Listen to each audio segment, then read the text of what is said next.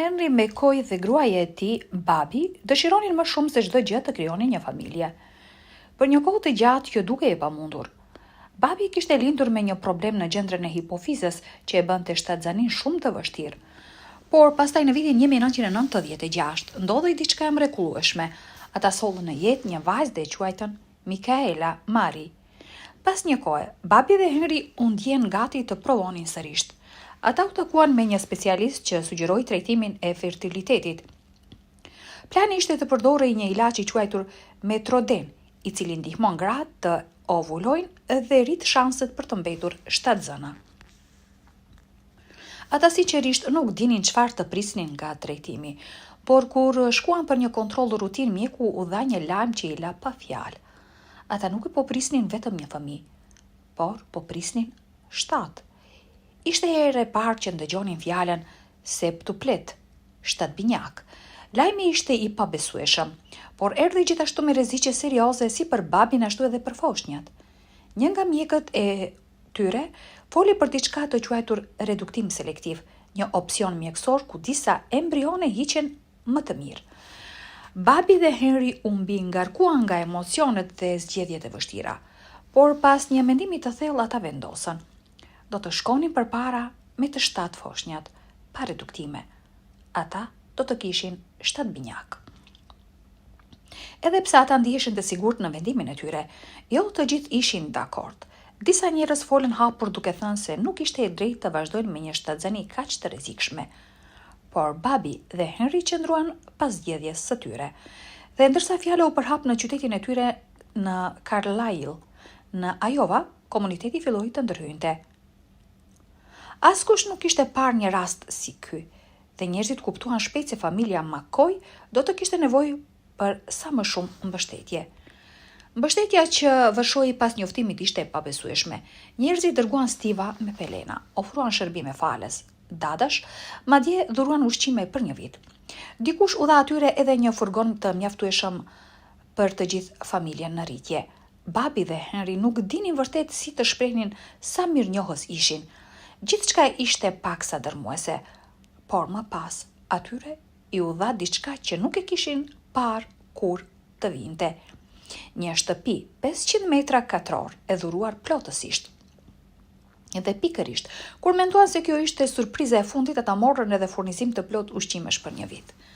Ndërsa afati i lindjes afrohej, ankthi filloi natyrshëm. Kishte kaq shumë të panjohura rreth kësaj lloj lindjeje dhe rreziqet ishin reale. Edhe me momentet anksioze, Babi dhe Henry ndiheshin kryesisht plot shpresë dhe të emocionuar. Ata po bënin gati gjithçka, kur pa pritmas më 19 nëntor 1997, Babi duhej të dërgohej me shpejtësi në spital. Foshnjat nuk priteshin për 9 javë të tjera, por kishin vendosur si ishte koha. Nuk kishte dyshim, Babi duhej të lindte me operacion cezarian. Në vetëm 6 minuta të 7 foshnjat lindën. Familja e tyre prej 3 vetash pa pritmas u bë një familje prej 10 antarësh. Lindën 3 djem dhe 4 vajza.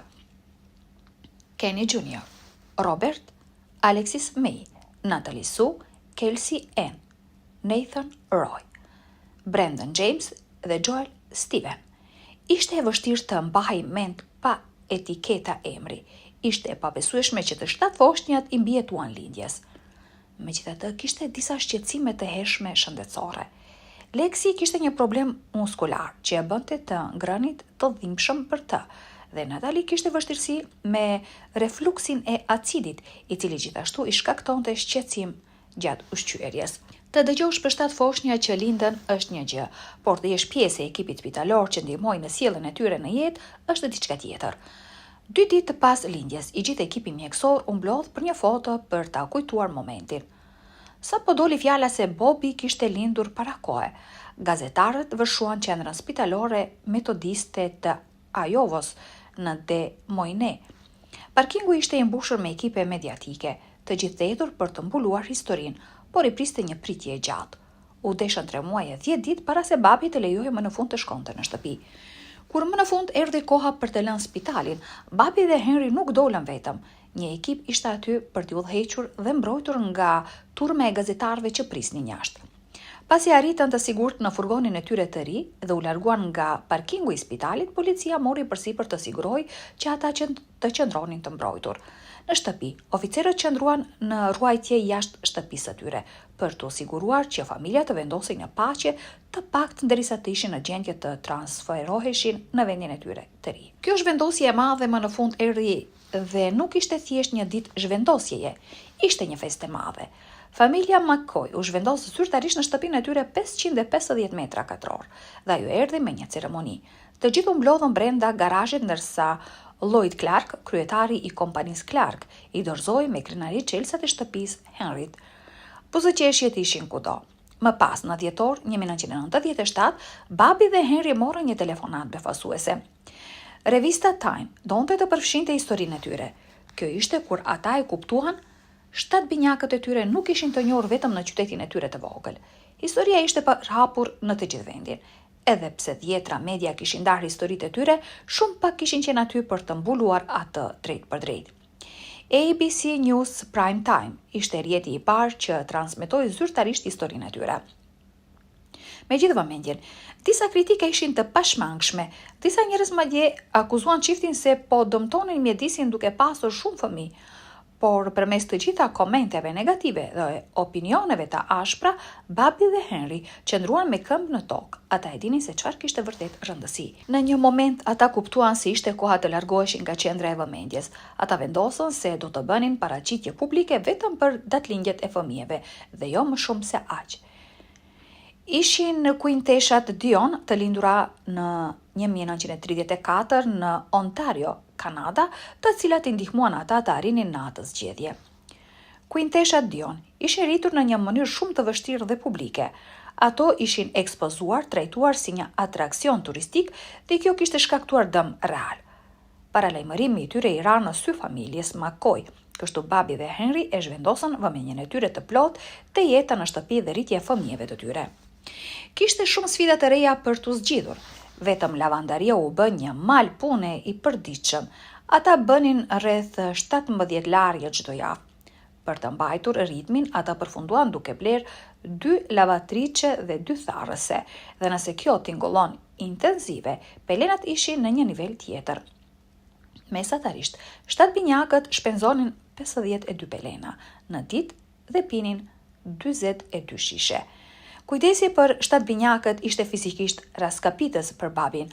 Ajo duhej të pomponte qumshgjiri për të 7 foshnjat vet, gjë që nuk kuptonte, prodhimin e 4 deri në 5 gallona çdo javë. Ajo e mbajti deri në moshën 3 muajshe të foshnjave.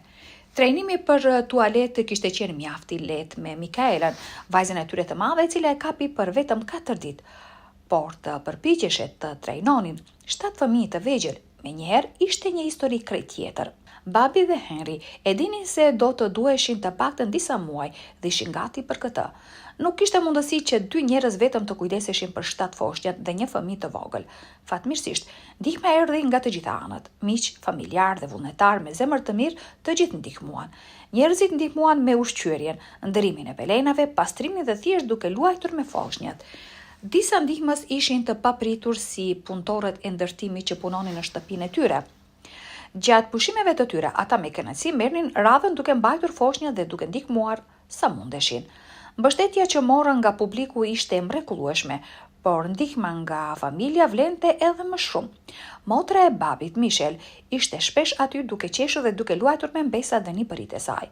Brenda natës ajo ishte bërë teze e 7 foshnjave dhe ndërsa rreth 70 vullnetar ndihmuan me kalimin e kohës, ishte një ndihmës e vogël që vërtet spikati. Mikaela Mari, edhe pse ishte ende e vogël, ajo e donte ushqyerjen e motrave dhe vëllezërve të saj dhe e kalonte kohë me ta. Të kishe gjithë atë mbështetje ishte një bekim, por nuk i fshiu sfidat reale. Një nga më të mëdhat ishte paraja. Me 8 fëmijë të vegjël në shtëpi shpenzimet shtoheshin shpejt për të menaxhuar. Babi dhe Henry vendosën të fillonin të blinin me shumicë, gjë që ndihmoi të ulnin faturën e tyre të ushqimeve në rreth $300 në muaj. Edhe pse fqinjet ishin mësuar të shihnin 7 binjakët për rreth, ata ende kthenin kokat sa herë që dikush nxirrte fëmijët me karrocën e tyre, ekstra të gjatë. Ajo dukej më shumë si një limuzin karrocash sesa diçka tjetër. Blerja me shumicë ishte vetëm fillimi i planit të tyre të kursimit.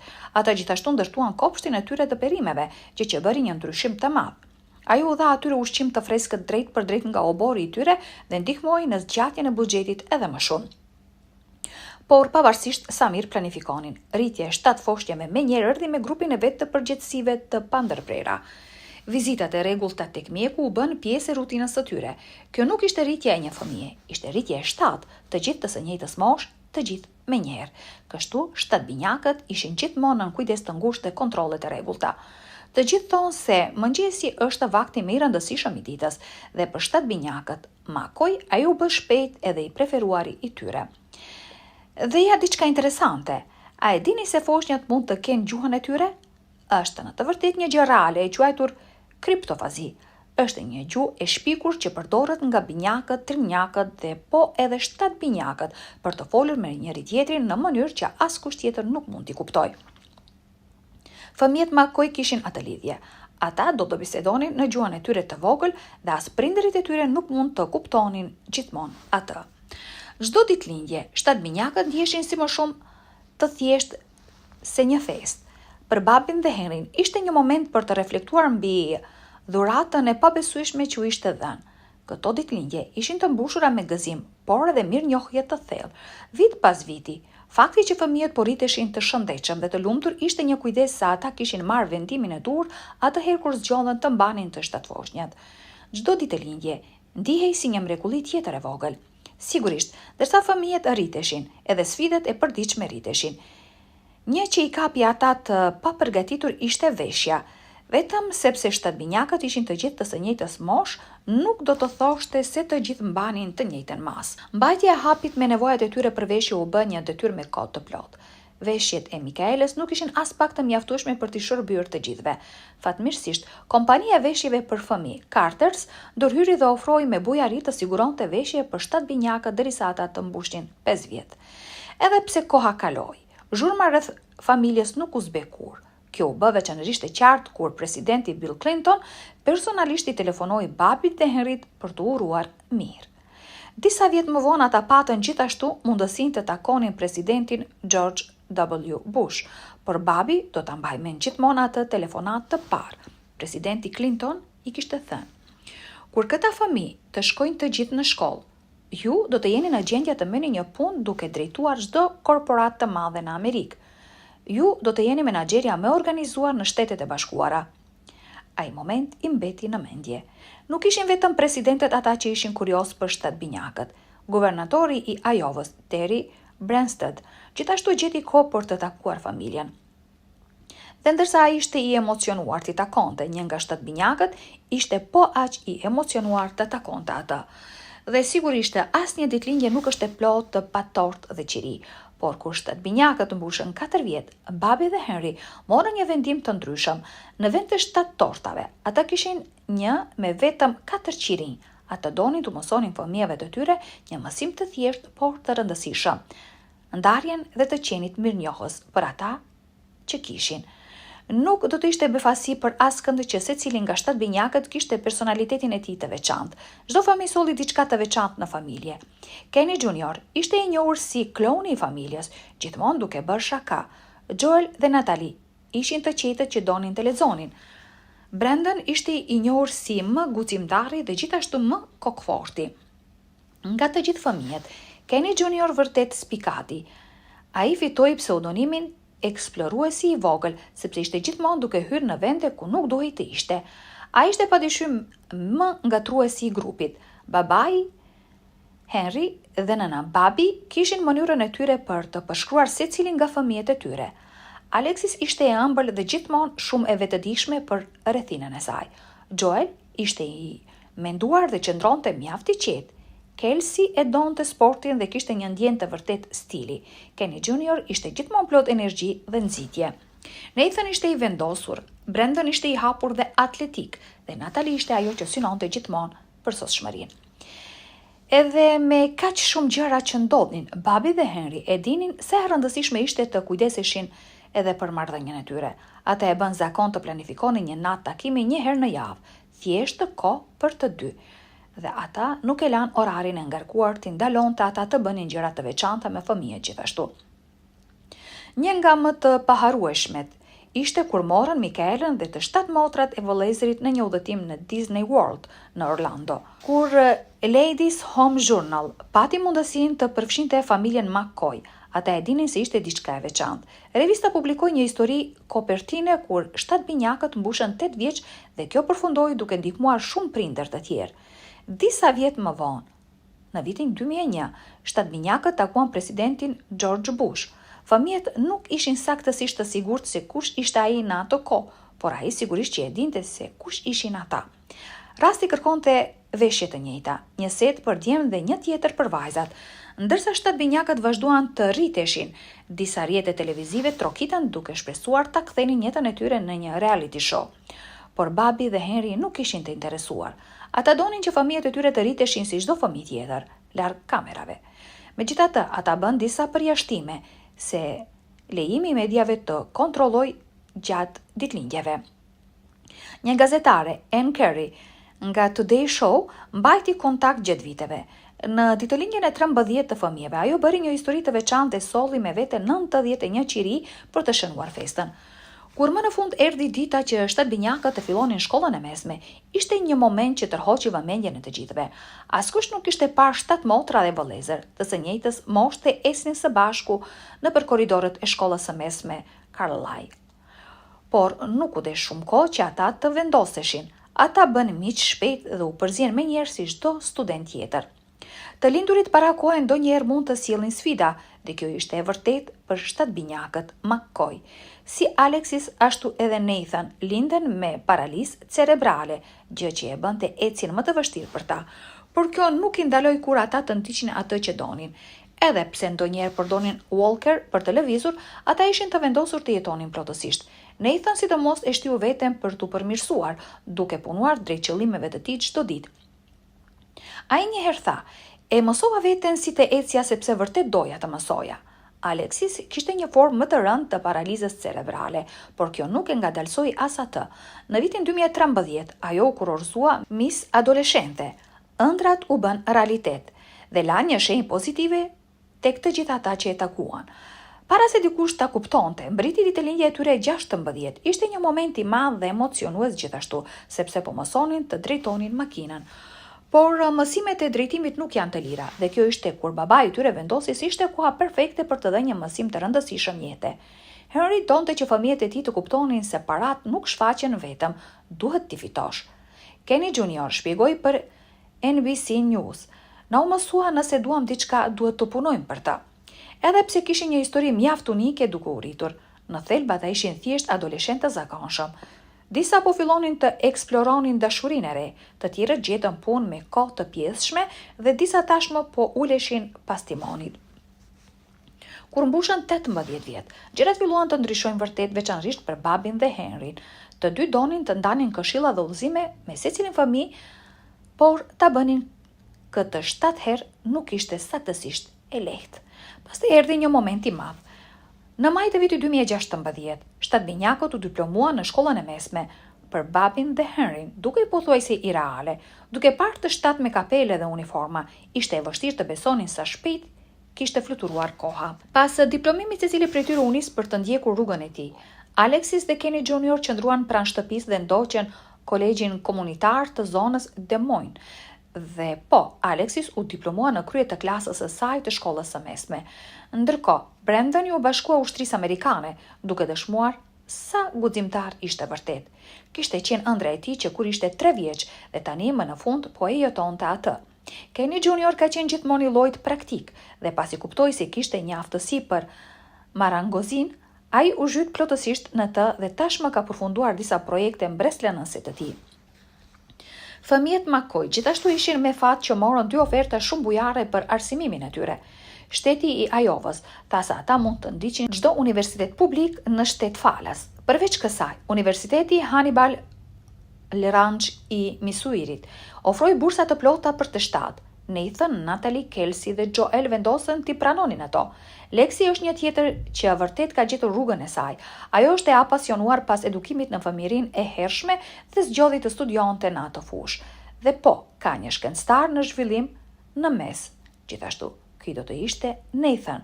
Disa thonë se ai është Einstein i ardhshëm. Mirë, ndoshta kjo është një egzagerim, por nuk ka dyshim se ai do të shkojë shumë larg. Sigurisht, çdo familje ka nevojë për një muzikant. Dhe Kelsey padyshim përshtatet me këtë. Ajo ishte në bandën shkollore dhe ka talent të vërtet, kështu që nuk ka dyshim se do të bëjë diçka të madhe pas Hannibal Lecter. Dhe prit, del që Nathan nuk është i vetmi shkencëtar i ardhshëm. Joel është gjithashtu në atë botë, megjithëse ai po fokusohet në shkencën kompjuterike. Pastaj është Natalie, e cila është e apasionuar pas ndihmës së fëmijëve. Ajo po studion për të bërë mësuese shkollës fillore dhe tashmë është në rrugën e saj për të bërë një ndryshim. Ndërsa secili nga 7 binjakët hyri në moshën madhore, Bobby dhe Henry e gjetën veten në një vend të ri të çuditshëm. Shtëpia e tyre dikur e zëm papritmas ishte shumë me e qetë, dhe ai ndryshim nuk ishte i lehtë. Pas vitesh lëvizje të pandërprer, të pasurit hapësirë dhe heshtje, kërkoi një përshtatje të vërtet. Tani që kemi folur se ku përfunduan të gjithë 7 binjakët, po motra e tyre e madhe, Michaela Mari vazhdoi të studionte si në Des Moines, ashtu edhe në Universitetin Shtetëror të Arizonës.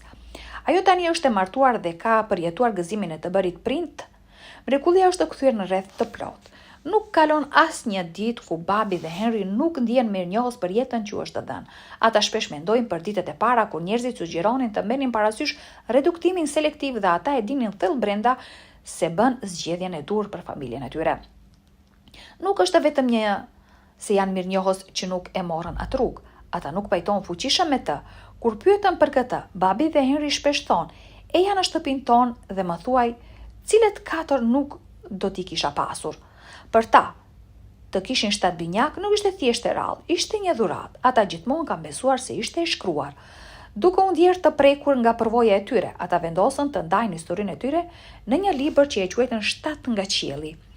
Është më shumë se thjesht një libër, është një reflektim i udhëtimit që ata ndoqën së bashku. Gjatë rrugës, fotografët Andrea Melendez, Colin McQueen dhe Rodney White kapën momente të bukura të 7 binjakëve duke u rritur, foto që mbeten kujtimen të çmuara familjare deri në këtë ditë. Çdo vit, fëmijët rreshtoheshin për fotot e tyre vjetore, një tjetër mënyrë për të kapur se sa larg kishin arritur. Duke parë një kolazh të atyre fotove, a mund të tregoni kush është kush? Duke filluar nga lart majtas dhe duke shkuar në drejtim të akrepave të orës. Kelsey, Kenny, Natalie, Michaela, Alexis, Brandon, Nathan dhe Joel.